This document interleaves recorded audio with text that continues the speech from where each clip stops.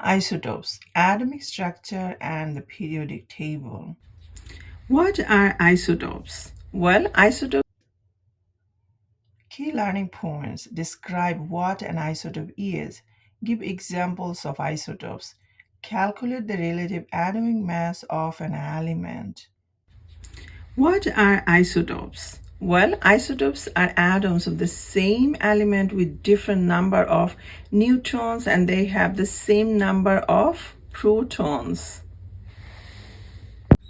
All right, now I'm going to give you the example that is the hydrogen. So there are three isotopes of hydrogen. All hydrogen atoms contains one protons and one electron. So, but they have the different numbers of neutrons. Hydrogen 1 is the most commonly found isotopes of hydrogen. Another example is chlorine. So there are two isotopes of chlorine. All chlorine atoms contain 17 protons and 17 electrons. So that means, but they have the different number of neutrons. Chlorine 35 is the most commonly found isotopes of chlorine. The other isotope of chlorine is 37.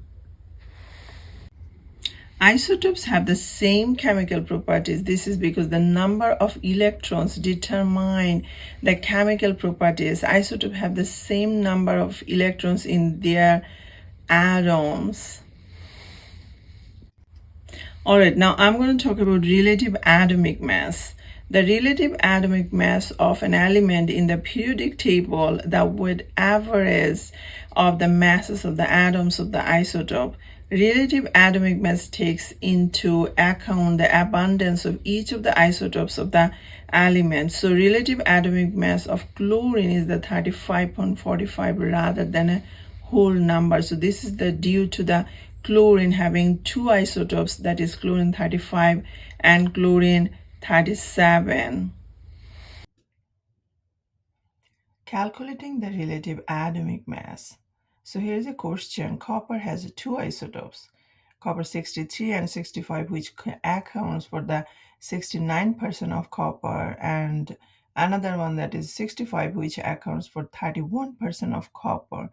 Calculate the relative atomic mass of copper to one decimal place.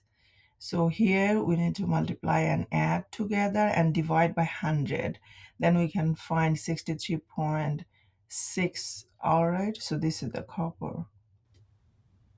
All right, so here is the ammonia. So ammonia, hydrogen, that is hydrogen and nitrogen. So nitrogen, here is a one atom and hydrogen is a three atom. So we multiply and add together. So we will get the 17.034. All right, that's all for today. Thank you and see you later.